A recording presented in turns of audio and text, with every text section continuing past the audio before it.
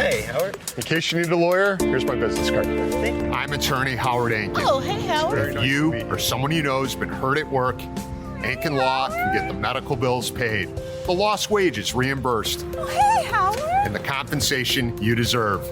Hey, Howard. We're one of the largest filers throughout the state of Illinois of workers' compensation claims.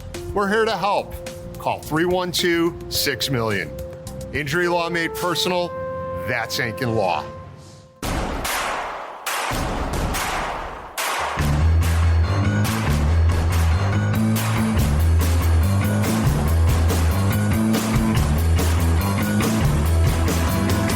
From your favorite source for Chicago White Sox talk, delivering news, interviews, analysis, and more.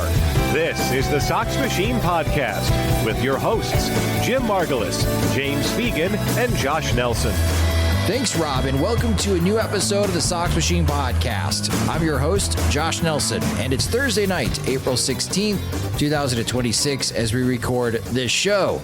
Well, it's another home series. The White Sox are swept.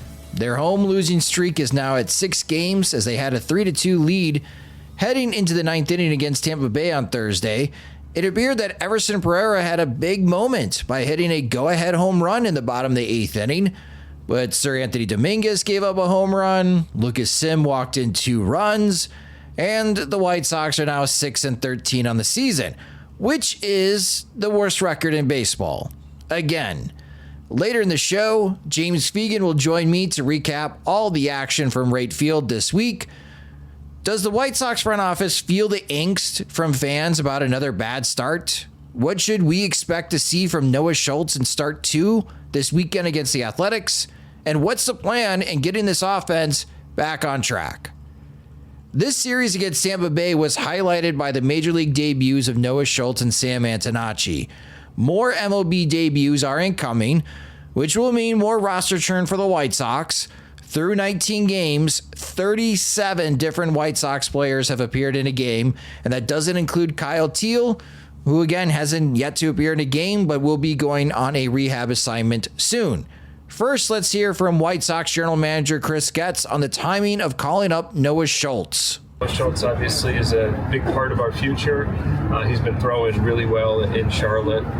Last year he had, a knee issue that clearly was affecting him based on his command and just the quality of stuff. And it's very clear that is behind him based on what we've seen so far and also in spring training. The stuff is up, the command is there, multiple pitches to be able to navigate lineups, both-sided hitters, and we're proud of him and excited to watch his debut tonight. And hopefully he can minimize the nerves, get comfortable, and be himself. Quite honestly, we just felt like he was at such a good place developmentally. He had pitched to AAA last year, and with many of these arms or players, if we feel like they're ready to compete and help us win ball games up here, we're gonna try to find spots for them to come up here, and we felt like it lined up pretty well with not only having an opening in the rotation with Shane going down and Noah throwing really well, and just wanted to capture his productive start, and hopefully he can carry that over to the major league level. We look at the quality of the pitches. Is the stuff good enough to get major league hitters out? And then, are the weapons also, not just left-handed hitters? Does he have weapons to get righties out as well?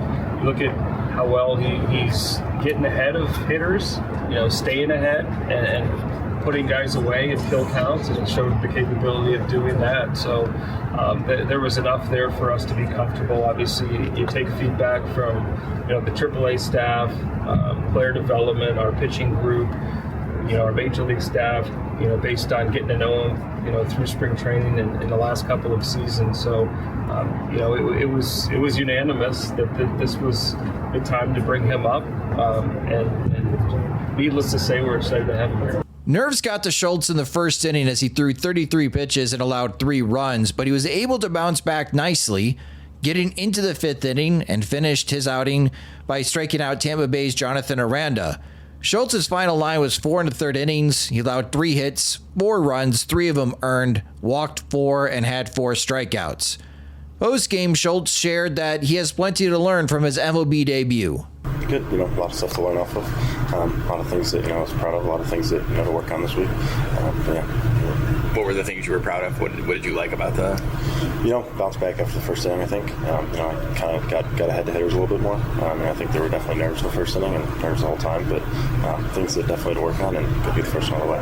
Sam Antonacci was called up on Wednesday to help provide a spark to the White Sox offense. Chris Getz shared how impressive Antonacci's 2026 performance, including from what the team saw in spring training, his World Baseball Classic outing with Team Italy, and his handful of games with the Charlotte Knights have been. Yeah, he's been doing really well. You look at his surface level numbers and then underneath the hood, and how productive he's been. His offensive process has always been really advanced. And then you talk about how he runs the bases, just his overall instincts. Defensively, we've had him in left field, and he's putting in the work, which is no surprise to us. He's made some really good plays, and there's been some plays that are a little bit foreign to him. So, he's getting more and comfortable in the outfield. He's capable of doing on the defensive side. But he's in a very good place and continues to perform well. Sam shares when he received the news of his call-up to the majors. Busted Jacksonville on Monday, and then stayed all day there, and then had a kids game yesterday on Tuesday.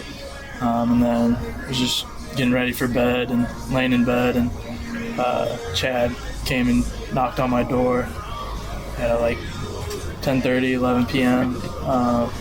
Just telling me, just asking me if I was ready. I was just like, what do you mean?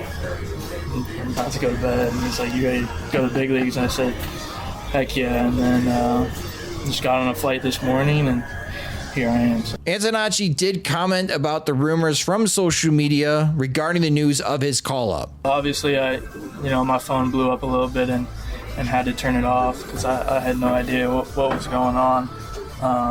But it's part of life. It's whoever posted it's their first time living too, and all your guys' first time living too. So people make mistakes. I'm gonna make mistakes. So just part of it, and I'm here and just taking it all in. In his MLB debut, Antonacci went 1 for 3 with a single and a walk. White Sox manager Will Venable was pleased from what he saw from Antonacci. Yeah, Sam, exactly what we saw of him in spring training, where it's really quality at bat. Big thanks to our sponsor, BetterHelp, for partnering with us for this important conversation about mental health. This is Steve Smith here, former NFL wide receiver and host of the 89 show on YouTube. So having a counselor and working with BetterHelp, that gives you an opportunity to really start to unpack. But people don't understand, when you unpack things, you also open up a box that you're not always sure what's inside. So I think that's why seeing a professional is extremely important. If you need someone to open up to, visit BetterHelp. That's betterhelp.com/89 to get started. He's making good swing decisions, really grinding, fouling a number of balls off. You really feel like he's got a presence out there at the plate. Obviously, defensively, a good play there up the middle. And then the base running play, we talked about it in our pregame work. That was one of our messages is dirt ball reads, and he got a ball and he read the trajectory, and the guy made a good play. But, he's just that kind of base runner and goes out there and does the right thing. So a good day for Sam. Now joining me on the podcast is Sox Machine's beat reporter, James Fegan. And James, lots to catch up for the White Sox against Tampa Bay, unfortunately getting swept, but we did see the MLB debuts of Noah Schultz and Sam Antonacci. Well, I want to start because this is where White Sox fans, especially in the Sox Machine comments and also on social media, and they are frustrated and angry. And I don't blame them because the White Sox are 6-13 to start this season. They've already used 37 different players. They're already 5 games back of the Minnesota Twins. It's the worst record in baseball. It's a negative 40 run differential. The offense is struggling again to score 4 runs a game. The question I have, though, is that we heard from Chris Getz in the beginning part of this podcast. And he and Will Venable are trying their best to be as upbeat and as optimistic as possible. But are the White Sox, as far as the front office, aware of just how frustrated and impatient White Sox fans are with the results on the field? I mean, I can't look in their hearts and really know that, but I think that there's definitely a little bit more urgency or dismay with how they've started this year. But at the same time, I think there's always going to be this fundamental split where White Sox fans are carrying kind of the residue of what happened before this front office is in place, where they've seen rebuilds before and they've seen them stagnate, and they've also just had to watch a lot of like last place baseball for a long time and are very tired of it. And inherently a front office group has kind of been together for a lesser period of time than that, and has this general concept of like, yeah, we started at the bottom, but things are slowly going up and they've been in steady progress. So where it's a bit more like, dang, why are we not playing as well as we thought we were going to be, and not, oh, this is the same old thing, or everything we've ever been sold is a lie, or nothing will ever get better until ownership change. Like, obviously, like the front office, they can understand that maybe some people think that way, but they're not going to feel it. So there's always going to be a disconnect about like understanding like how frustrated they are. Like, you know, people, you know, especially whenever the bullpen like melts down, like our comment section talked about, Will Venable like over managing or not handling the bullpen well when there's bad outcomes. Like the front office is like nowhere on the same planet as far as like how they view Venable, which I'd probably lean more towards like the players not playing well is not Venable's fault. But yeah, I think in general they view things as being an upward trend. Like they can be disappointed, the front office that is, with like how things are going, but it's not going to be like the same disenchantment that ultimately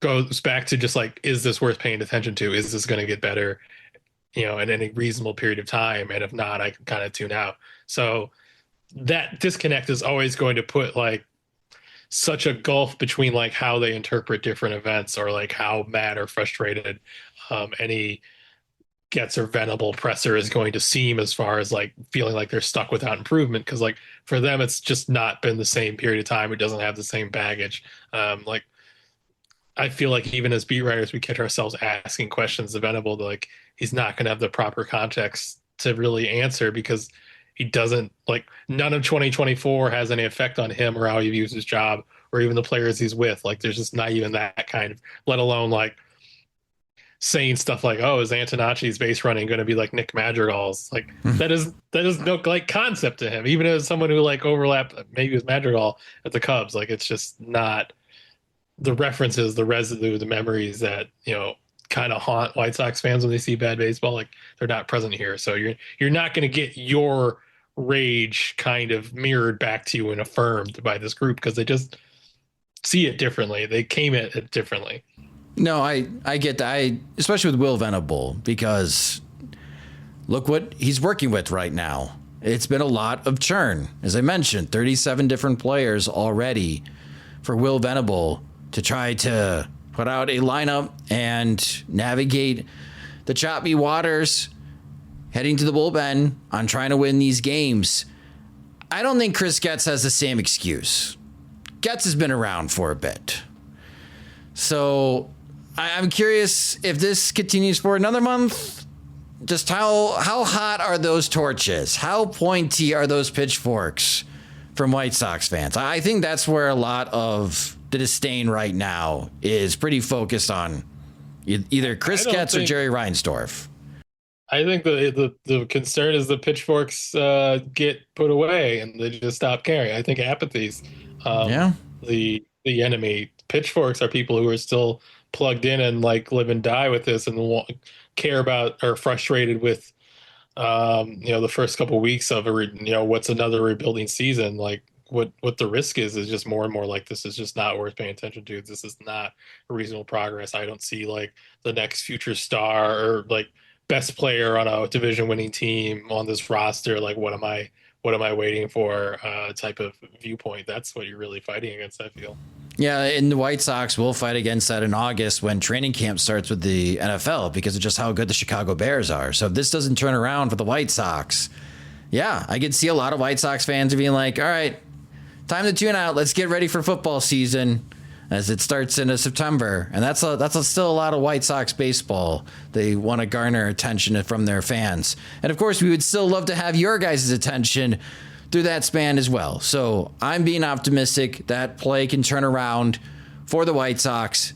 It is a very rough 19-game stretch. Hopefully, over the next 19 games, the White Sox display more life.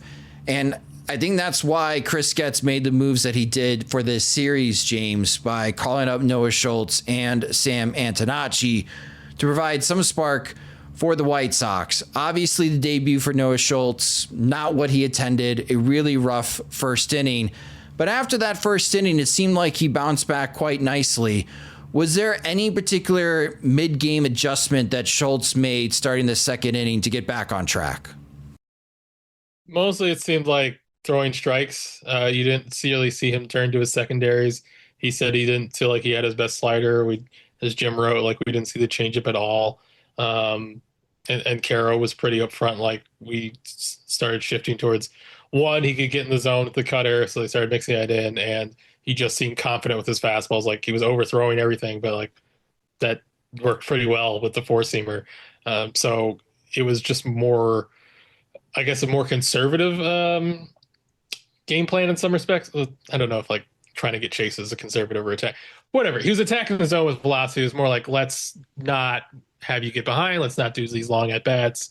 Let's, kind of pitch to contact with the weapons that you have, so to speak, and avoid getting into a ruts of walks. So that was more the adjustment than something mechanical, at least from what they talked about.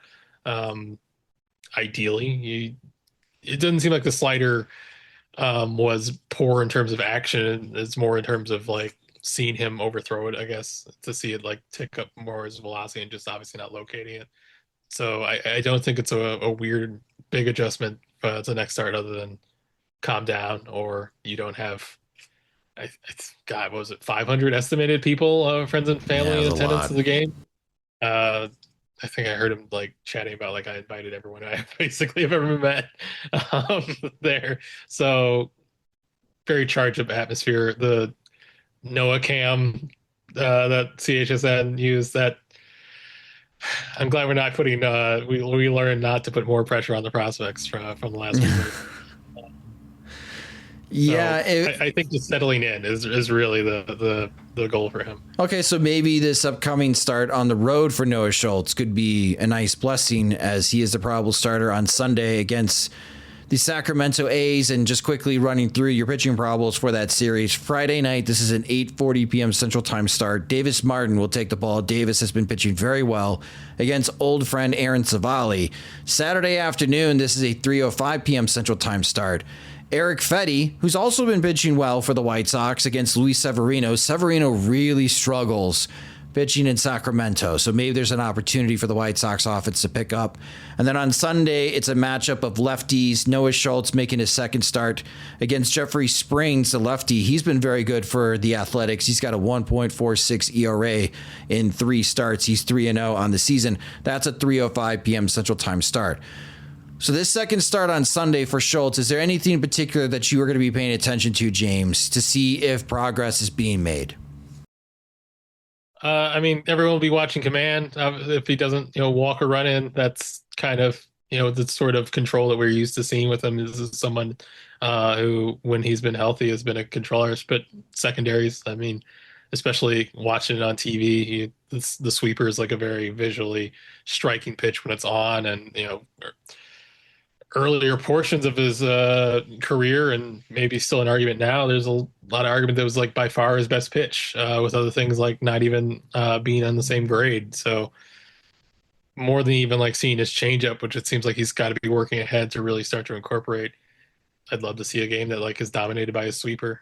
There's some powerful lefty bats, but also lefty bats with swing and miss on that Athletics roster with Lawrence Butler and Nick Kurtz. Let's see him go to work.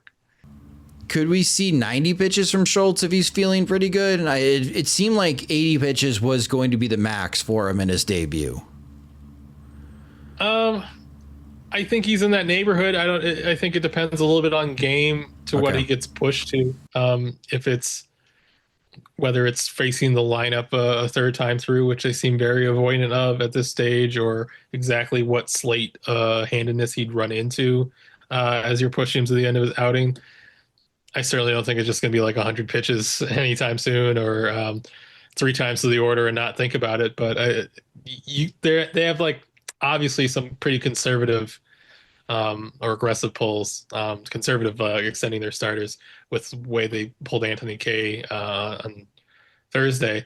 But I think Schultz is relatively stretched out, where it's not like with the shorted starts of previous years where they're really monitoring his health. But if it's any factor like, oh, he's already over 70, or he's facing like the lineup the third time, or, oh, there's a big slate of righties that we don't really like for him, this management team has kind of shown that they'll pull the plug for any of those reasons, a little bit earlier than what would have seemed normal 2-3 years ago, which, as is the trend in baseball, I've just seen 10 pitches shaved off the start in every 2 or 3 years for what gets standard. Well, hopefully Schultz does get through 5. I think that would be a big step forward for him, and also help out the White Sox as well to avoid using the bullpen as much as possible. Again, Davis Martin, Eric Vetti have been pitching well for the White Sox and getting good results early in the season. So hopefully this is another good series on the pitching front, but runs do pile up quickly in Sacramento, as we saw last year between the White Sox and the Athletics. So the offense really needs to step up. We'll talk about that unit in a moment. But they did add Sam Antonacci, and we've seen 2 games of Sam Antonacci. Got called up on Wednesday. We just heard from him in the beginning part of the podcast, talk about his whole experience and getting his hotel room door knocked at 10:30, 11 o'clock at night. And then suddenly in the morning, James, he's got to make his way to Chicago. As far as the timing of this call-up, why is Sam Antonacci now with the White Sox? As opposed to maybe the next month, or as opposed to why not opening day? Because it seemed like by the end of spring, even after Getz had made that pronouncement that he was going to start in the minors, that there was still a little bit of joking about, like, maybe it's consideration. Maybe he was another injury or so away from having to take it seriously. They were already high on him, coming out of AFL and talking about him as like the sleeper candidate. And then the spring where his bat speed jumped up, and pretty much, especially with the offense salary as awful as it was, where there's not really like regulars establish themselves in the outfield. Once he kind of showed that he could handle himself out there without issue and hit the ground running offensively, they were going to call him up pretty soon. And it sounded like it, at least from talking to people, saying that it would have been Tuesday along with Schultz if the Rays had not reshuffled the rotation and McClanahan was the lefty. If he would face Rasmussen, and they, at least what I was told, was that Antonacci would have started. I don't know if that's the reason it moved back. Only reason it moved back from Tuesday to Wednesday, but it's definitely a prominent one I got when I asked about it. So it definitely seems like they were not going to wait long. I think there's a little bit of like, between the injuries they've had and the slow starts from everyone not named like Everson Pereira and Munetaka Murakami, that probably greased the track a little bit, but he really put himself in the position to be kind of the first guy called in terms of like adding a bat we think we can hand opportunities, and that he didn't fall on his place in left field kind of accelerated a little bit. And I'm sure the Austin Hayes injury has accelerated a little bit, but a confluence of factors that were all set up by him having a monster spring training. So the corresponding move for the White Sox was designated for assignment Dustin Harris. And I thought that was an interesting move by the White Sox, James, because I thought he was pretty solid in the 6 games that he was with the White Sox. 3 for 12. He had 4 walks to only 1 strikeout. White Sox are not getting much from Tristan Peters. They're really not getting much from Luisangel Acuna. We'll talk about that in a second. Derek Hill is not known as an offensive presence. So for a team really struggling as far as to generate any type of offense, especially from their outfielders before Everson Pereira rejoined the team. And did you hear anything on why it was Dustin Harris that was designated for assignment? So, like, a quick and simple answer is like they kind of identified him as kind of this fringe 40-man depth, and probably weren't going to drastically alter their evaluation of him based on 6 games. I think he did as well as like you could expect someone to do in that spot, and what he was asked to do. At the same time, like this also is like a certain rigidity, at least in terms of like what they insist upon of their roster or what they're claiming they are priorities defensively. Like Tristan Peters and Luisangel Acuna and Derek Hill are all people they view as like plus gloves that they can put in center. Whereas I think Dustin Harris, I think he played a really good corner outfield, as obviously by the catch he had in Kansas City, but not someone they necessarily would put in center field either on a regular basis or expect to get like positive value off of it. So Peters, while it's like other bench lefty outfielder who's clearly hitting worse, and I don't think his at-bats have looked good much at all recently, there's been a lot of chase, was seemingly not in that same conversation with Harris of like, we're going to insert a corner guy who's here for his bat. And so we feel like we're upgrading kind of this role of our outfielders. Also like handedness, they're so strict about that. Like Antonacci was not going to push Derek Hill off the roster because we need a righty, plus outfielding bench outfielder. And so it making it an analogous switch of like the lefty that we're moving out, like they felt like Antonacci was directly going to take Harris's playing time because of like his handedness, because of like he'd be playing the corners, because he's more offense focused. Those are opportunities that Harris had been getting. Like they were all going to go to Antonacci now. So that's why they felt like they were switched rather than like, hey, we're kicking the very worst guy off our roster and this is our evaluation of who it is. Venable, at least like, I think often managers say that and most of the time, like, why not? But he did say like, we think he could get claimed, but we definitely would love to have him if he gets through. And, he seemed sincere enough. And I think that's usually the case. We'll see what happens. But I think it was more than just them being nice and be like, yeah, he did everything he could do. I think there's a level of like, we're giving this guy your playing time and we view him as like a future regular as opposed to like, you're a bench player doing a very good job, but we're not going to like, hey, these at bats are pretty good. Would you like 500 more type of like switch in your pecking order? Understand. So if Harris was more of a center fielder, maybe he's still around, and then Peters would be right-handed. Maybe it's like a different story. Okay, no, that's a good point. It's funny and how it's like, where are the right-handed bats for the White Sox after decades of dominance of right-handed bats? Yeah, and certainly I think the Rays series offense made you wonder, like right-handed bats. Like obviously he came through and had a big game, but certainly Thursday you're kind of wondering like, oh, when does Everson Pereira come up again? Because like as far as like people who are going to put a charge in one or kind of create offense with one swing, against left-handed pitchers, they don't have like a ton of great matchups. Yeah, it's probably why Tanner Murray's getting a lot of playing time as well, just because of his handedness. Now, back to Antonacci, it sounds like he's going to be sometimes getting playing time at second base when Chase Maidroth needs a day off, which isn't often. So the majority of his playing time seems like it's going to be in left field, James. Did you get any insight on how the White Sox are going to divvy up playing time defensively in left field between Antonacci and Andrew Benintendi? Certainly more Antonacci than Benintendi. I think they've been, like in terms of pinch hitting Benintendi in a game or just generally like rotating the group, they're not avoidant of Benintendi any up there. That's not like this outcome they don't accept. Like they'll put him out there, but I don't think they're trying to start him defensively out there more than like once or twice a week. I don't think it's like their primary alignment. So I think especially now before Teal arrives, because he probably won't be going on a rehab assignment until after the Athletic series. And then it's like, how long does he take after what's really been 5-6 weeks? Will he need to get up to speed? So I think you still have a pretty decent sized window of this DH situation doesn't really clog, so to speak, especially after trading Lindeen Sosa. So I think you can put Benintendi there an awful lot, and they probably will more off. I think that's where the majority of Benintendi starts will be. So with that, I think Antonacci, especially when they're facing like a right-hand starter, is going to be starting like the vast majority of those like games in left field rather than Benintendi because there's not the squeeze there yet. Okay, so your outfield for the White Sox could be Antonacci with some type of rotation between Tristan Peters and Derek Hill in center field and Everson Pereira in right field. I certainly think like Everson Pereira is hitting his way. I mean, it's been 25 plate appearances. It's like stupid power, but also 36% strikeout rate. They're like he worked a walk today, and then there's been other like at bats where he has like struck out on all three of them were chases.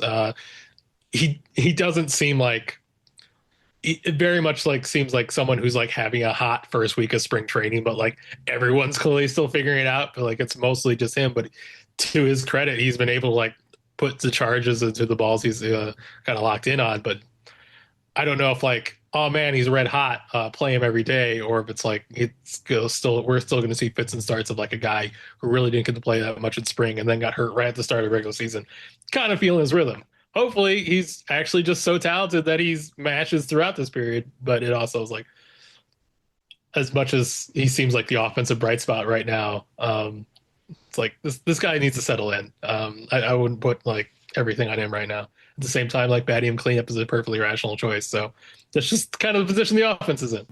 Well, let's talk about the offense for the White Sox. A little positivity, though, when it comes to the offense. You wrote about Miguel Vargas on Sox Machine on Thursday. In the notes of the series, Vargas improving his bat speed. And typically when we see that type of jump in bat speed, a little bit more power, you were writing about how we haven't seen a ton of offensive production, but it seemed like everyone involved, Vargas and the White Sox hitting coaches, were optimistic that a breakthrough was going to be happening. And then huzzah, on Thursday, Miguel Vargas hits a home run. James Fegan is a genius. So is that holding true? Is there a sense within the White Sox clubhouse that Miguel Vargas is ready to turn a corner offensively again, much like we saw last year after he made his hand adjustment? I think he'll be better than he's shown. Like, I don't think he should be bad or not have the results that he's had. I don't think he's taken a step back from last year. I think he's, a lot of things look more stable. At the same time, I was trying to express like he still wasn't. There was a reason his numbers weren't good. It wasn't just like as much as he's had some hang with him and smoking the ball, people like his power has gotten up, but we're still talking average bat speed that he's got up to. Like this guy needs to catch balls out in front to like hit for power. His fly balls to right field are generally not going to be, game breakers. He's like someone I don't like being cynical about at all, because he's kind of like, he's super skilled. He's a very smart player, and he's like constantly working hard, and he's like improved every year he's been here. It's more like the limitations is he's just like not a super explosive athlete, not a super big guy. He doesn't have like a ton of raw. Like he kind of like he has great at bats. He really doesn't chase. He makes a ton of contact ever since the adjustment. He just doesn't have like a ton of raw juice. So like if his timing's off and he hasn't quite gotten the mechanism of like getting into like the posture they gave him last year, and he's a touch late and his contact points back up, he's not going to be super productive. He kind of like needs to be locked in. And are we going to see that kind of shake out to stretches where he looks really good, or stretches where he looks kind of meh like last year? Just because like the margin for error for him is a little bit thin, that even as someone who like clearly just makes good decisions all the time at the plate and defensively a lot, they still like they don't have like this mistake power where they can hit something 90% and it goes out, like, which is the reason like Eloy was such an exciting prospect.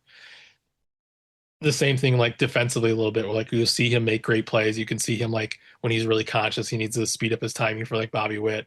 At the same time, he's just not like huge super fast guy or super rangy. Like he really like his pre-pitch thing needs to be like super locked in or they have the great timing. So like he's like a great presence of the team, great clubhouse presence, like has been running like down the first base line. Like I don't know how much it gets on TV, but like extremely hard all season throughout. And he wasn't lagging before last season. And he talked about like he thinks that's his role on the team, is like constantly model high effort.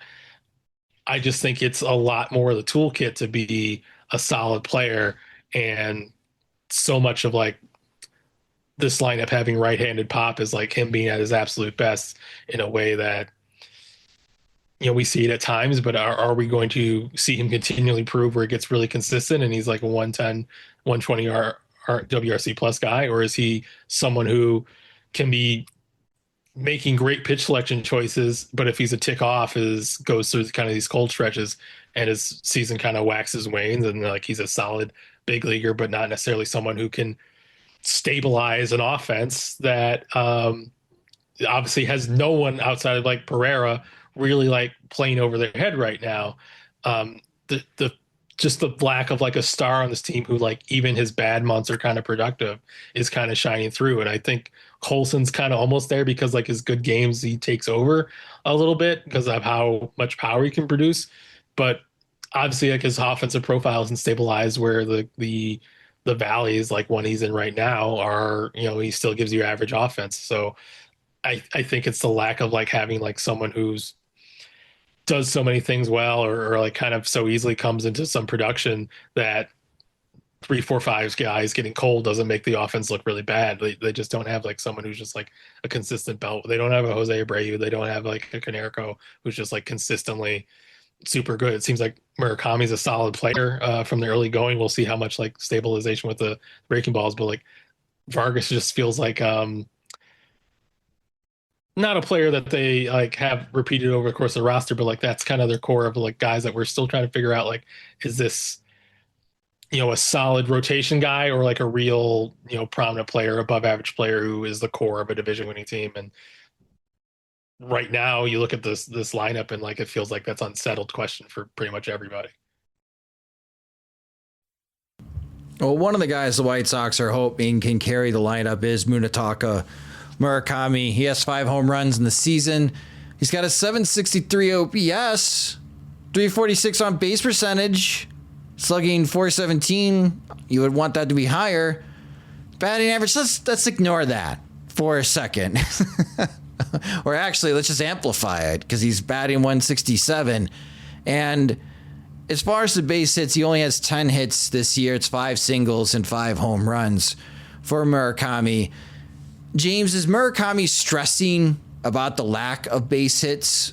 Is an adjustment coming to his swing to maybe be more contact oriented? So it's hard to interpret tone as far as stressing. I would say he's certainly cognizant of it. At the same time, he said like he felt he was making pretty good contact in Kansas City and obviously had some productivity. He had 2 pretty good games before more of the stinker on the finale on Thursday, but generally is pretty optimistic sounding about how he feels he's adjusting and really makes a lot of references. Like I'm seeing a lot of new things. I'm really and feeling like he's making some progress. As far as like, is he making adjustments? Yeah, he has. He's been using the kind of a it's almost like a swinging, like his front leg, the leg kick he has, instead of like being a big up and down, like a one movement kind of thing, he kind of lifts it and like swings it around. And I was chatting a little bit with Ryan Fuller during his availability, Thursday morning, and he's talking about like Murakami loads his hands so far out, he kind of has this longer path. They wanted a lower body movement that's the same length and same shape, but also to have some fluidity with it so he could basically have more space in his motion to be like when he recognizes a breaking ball to kind of slow up and keeps himself in the hitting zone as opposed to just like going out hard, like step down and then he's kind of already like loaded forward onto his front leg and can't really hold up when he recognizes something slower. So yeah, they've been doing some adjustments. I wouldn't say it's necessarily stop hitting for power and try to get more base hits, though that has been something they talked about a little bit in the preseason. It's more, you were clearly swinging and missing on a lot of breaking balls right now. I want to say his whiff rate on breaking balls was 50% going into Thursday. I haven't done the back in a napkin math, but I'm saying after 3 strikeouts, it probably went up over the course of that day. And while he has some hits on secondaries, like all the damages are on fastballs, like it's 5 home runs are all fastballs. He's clearly like kind of made this adjustment from spring to be like seeing major league velocity. I'm going to speed up my operation for that. And now is getting the counter move of like, oh, you can't hit, 95. Well, here comes slider, curveball, and whatnot.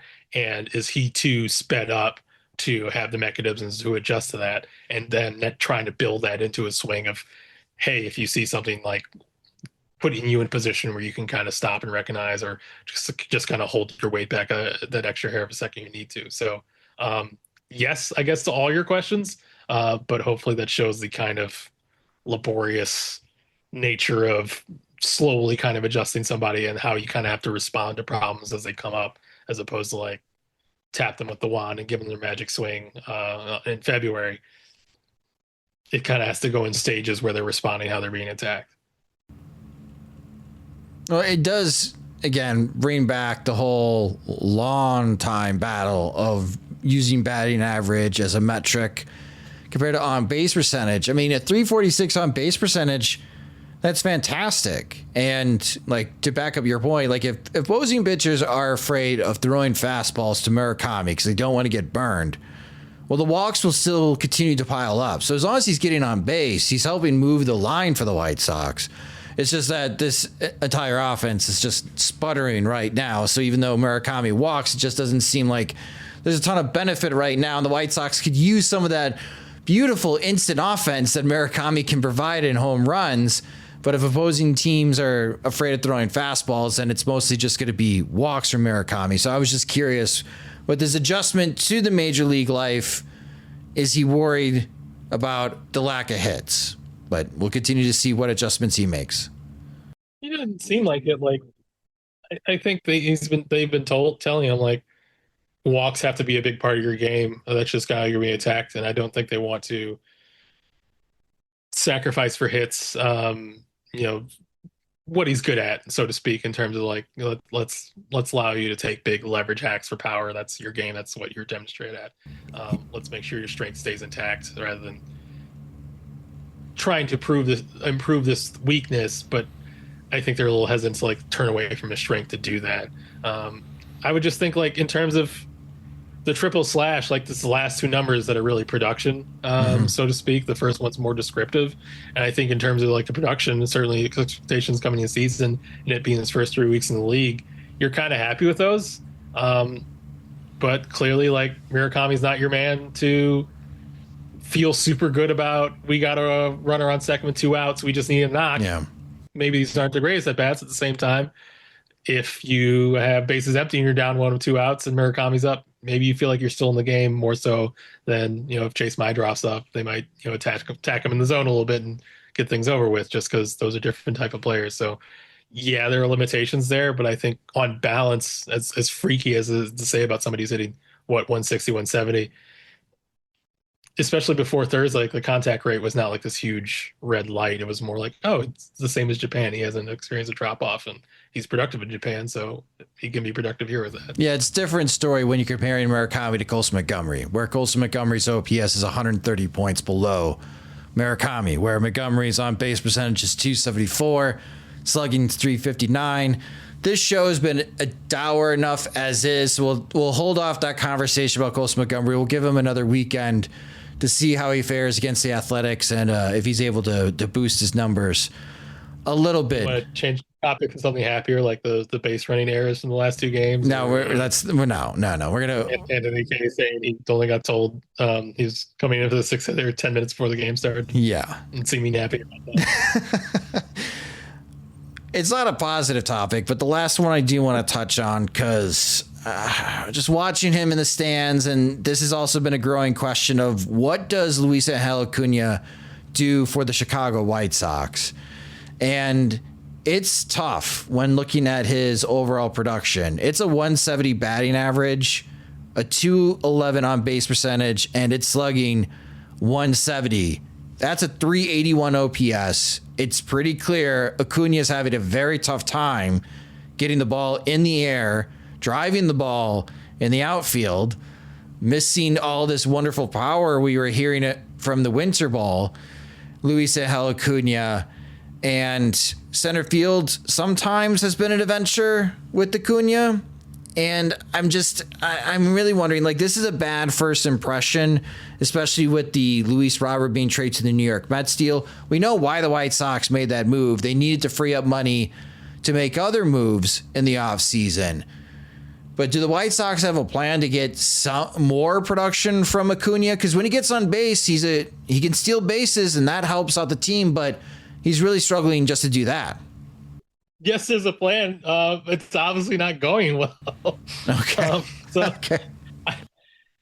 I talked to Luisangel on Thursday morning for a bit. he said all the right things about like he knows he's not getting results, and he's he trusts the adjustments he makes are going to bear out, and he's just got to have faith in the process, and he's not feeling the pressure. But they're throwing a ton at this guy. He's playing a new position. They want him to stay on his back leg and lower his setup on his hands, and he's in a new organization, and he bounces back between short and center. I was talking to Jose Leer about this in Kansas City, about a story I'll write for it later, is that the timing for the pre-pitch move that they're all obsessed about defensively, it's different for infield and outfield. Yeah. For infield, you're supposed to be ready sooner because you're closer to the ball. So for outfield, if Luisangel does the same thing, he's landing too soon. He's a little bit flat-footed on contact, which I think you've probably seen happen to him a couple times. He has great recovery speed. You can see why they think, like raw physical tools, this guy can play in center field. Another thing like that was different is that we saw it in the Marlins series, those 2 throws he did offline. He's got this natural tailing action on his throws. He throws 2-seamers all the time. He didn't know that as an infielder. He didn't learn that until he's in the outfield. Previously, his throws were too short to really put in that. They told him basically, like, correct for it, like aim like a couple feet to the left because your balls naturally go. And he hasn't had like a big incident since. But like, that's the level of like everything is different for him that he's going through on top of like offensively, and he's struggling to keep his front shoulder closed on his swing, on top of like working with the other cues they're doing with him. And you can see it. It's almost like seeing like, a younger hitter get like too excited when they see the big hanger and he takes like this huge like extra whack. You see him like open up a little bit when he like sees something enticing. It feels like this is just a ton. It's such a clear, normal case of like, the game is sped up on this guy, set him to AAA, slow him down, but you can't do that. He's out of options. That was part of why his trade value was reduced, was this is a project you have to fix on the fly. So I think as far as physical talent, the speed or, bat speed or bat the ball, or, he hasn't been a bad chase guy in the past. I think he's probably more rawly talented than Tristan Peters or Derek Hill. Like the vision where he's a better center fielder or just a better, like more valuable player than them, you can see it from a scouting perspective. But right now he's obviously hurting you with an offense that can't get anything going, to have somebody who's maybe close to an auto out, but also just an auto not hit for extra bases because he doesn't have one all season. It's tough. Like they're preaching like, don't stress out, but they're handing this guy a lot. He's kind of floundering, and there's not really an option to really slow play it other than play him less, which seemingly doesn't necessarily get you closer to the goal. So no, it's the calculated risks that they took in accepting this profile, and all the out options guys you have. Like obviously that plays a role in like what you ultimately get back for Lenine, is that he's out of options. So Toronto kind of is going to treat him like a rental back because that's what he is for them. I'm sure there are other elements of dragging down his value, but there's a lot of out of options guys on this roster. Thankfully Vargas kind of was able to self-stabilize last year, but you had to trade Meade, you had to trade Brian Ramos. You couldn't cycle through those struggles on the major league roster anymore. This is what it looks like when you kind of feel like you don't have a choice, and you feel like this is not an asset you want to give up on, is that you kind of have to bear through these struggles. How much they want to do that, how regularly they want to do that, if they want to keep playing them every day, we'll see. It is still a small sample, but this is the risk they ran, and this is the downside of it. It's happening. Yeah, the whole moving between shortstop and outfield, I get like they still want him to have some time in the infield just in case if there is an injury. And I know it's early in the season, but I'm hoping that the White Sox pick one or the other. And for me, it's like I don't think Colson Montgomery is bad at shortstop defensively. Like, all right, you're past the 20-game mark of the season. Can Colson just play shortstop every day? Like, if that's your hope and your expectations that Colson Montgomery is your everyday shortstop, just let him play shortstop every day and let Luisangel Acuna learn how to play center field and just have him play center field every single day, and hopefully coming with some routine helps him out offensively. Is a Luisangel Acuna who stops playing in the infield really like likely to be a contributor for you long term. Like the comparison to Lurie, I think, continues. Like when Lurie was playing out there in like 2018, 2019, I wouldn't tell Lurie to throw away his shortstop glove. Like, man, that's probably going to be your ticket to sticking on the roster long term. I think, like, especially with the way the bat looks right now, it's reasonable to say like super utility guy who can play both the most difficult spots in the diamond is kind of how this guy is going to be able to make his bones. It's just that they had a lot more options on Lurie. He went back to Charlotte several times and got going and hit well. And I think this is the way this is going would typically be, well, he's just overwhelmed. Let's slow things down for him. We're making a ton of adjustments. And they're not all sticking right away, but they can't do that. And that's making this tricky, I feel. I don't think he's at risk of being DFA'd anytime soon, but I'm hoping that. But it's just it's what makes it like, how are they going to make this palatable? Like the only way out is through a little bit, and you're willing to go through with playing this guy through these struggles when so many other things are going wrong with the team, where other people are not hitting, where other people are not defending well. Like it's not a great defense in terms of like you got Miguel Vargas. You don't have like a lot of this guy's going to just be a plus defender, book it situations out there, whether it's Antonacci learning left field, whether it's Benintendi out there, or Everson Barrera certainly has the tools to be a plus like outfielder, certainly in a corner, but we haven't necessarily seen it yet where it's like, oh, that guy's going to be +5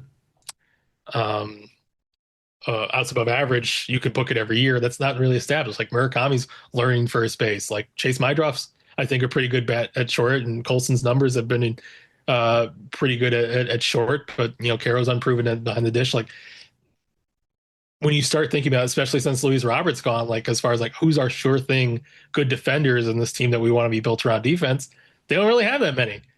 So it just makes it harder to like, as much as like, yeah, you look at Acuna, this guy should be able to play center field, and it's probably a good thing for his skill set long term to do both. They just don't have a roster that's like functional enough to like easily hide someone who's going through this developmental phase, because seemingly everybody is. Yeah, this is where it starts getting tough. I'm like, all right, guys, where's the hope? How is this team when they're playing their best? What does it look like? And it probably looks like, we can certainly say we don't know, because like who is playing above their head in a big way on this really on either side of the ball. Davis Martin. I think Davis Martin's been good. Yeah, I guess like his first 3 starts are going like as not like out of this world, like you couldn't see it, but as reasonably good as you could expect a Davis Martin first 3 starts to go. But like it's not a long list. No, it isn't.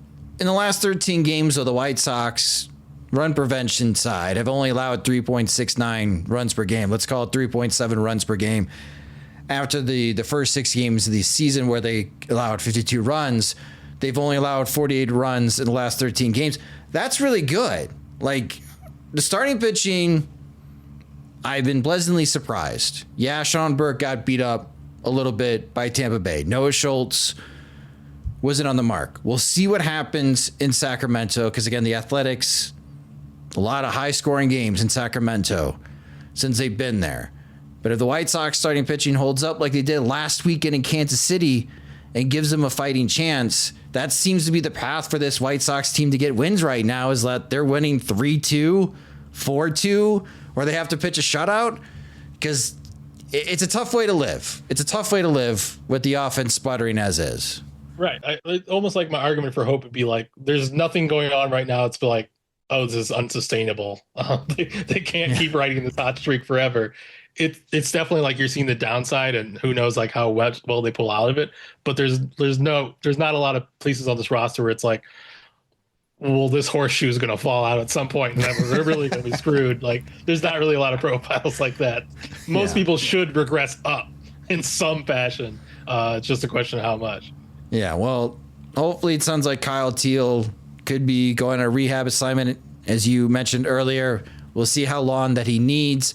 Maybe he doesn't come back to the White Sox until May, because, again, he hasn't hit in a game since, the World Baseball Classic, when he got hurt. Unless you count your deck. Unless you count that. But, yeah, so Kyle Teal, hopefully... I'm just chalking up. April looks like it's going to be a bad month. There's 2 more weeks of this month. He's supposed to the rough plan is like after this weekend he will head out. Okay. So when the White Sox are in Arizona, that's 3 games in AAA because AAA's got Monday off. The White Sox also have Monday off, and then they're back home for the Nationals and Angels. Hopefully things get better, but I still maintain this team's going to be better in the second half than they were in the first half.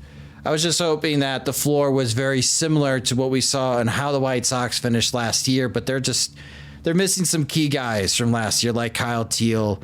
It'd be nice if the White Sox had Austin Hayes. Any update on him, on like how long he's going to be out for?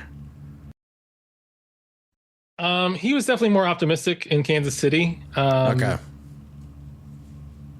I would at least think I haven't seen him like run a ton or anything like that. I've seen him like going around, like you've seen him, with trainers on the field, like doing like agility work and some jogging maybe, but he hasn't like run the bases or seen him like hitting BP yet. Maybe he's hit in the lab and stuff like that, but he was still like the letting it calm down stage in Kansas City.